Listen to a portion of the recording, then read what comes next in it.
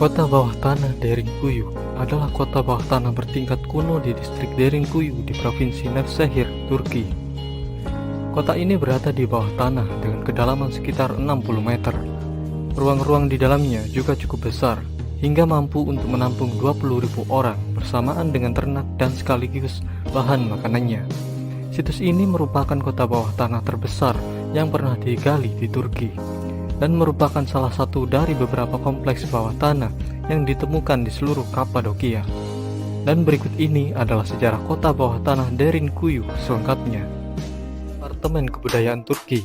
Awalnya mungkin gua-gua sudah dibangun di wilayah Kapadokia oleh orang Frigia dan orang Indo-Eropa pada abad ke-8 hingga ke-7 sebelum Masehi.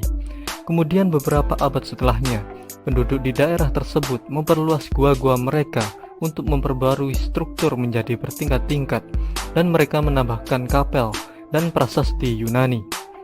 Kota di Derinkuyu sepenuhnya terbentuk pada era Bizantium, ketika kota itu banyak digunakan sebagai tempat perlindungan dari orang-orang Arab Muslim selama Perang Arab Bizantium di rentang tahun 780 sampai 1180 Masehi.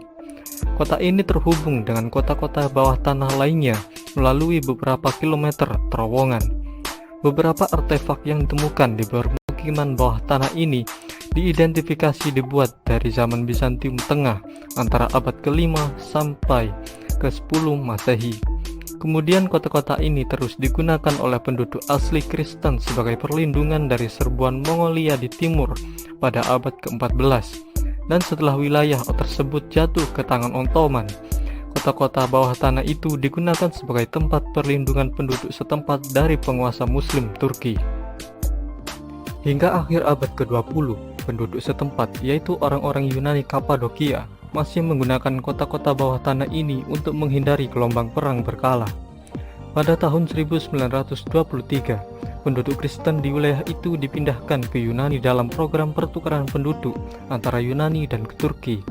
Dan setelah itu terowongan-terowongan itu tidak lagi ditempati.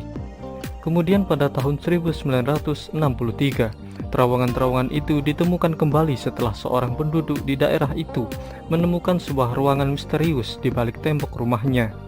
Lalu dilakukanlah penggalian lebih lanjut untuk mengungkap jaringan terowongan.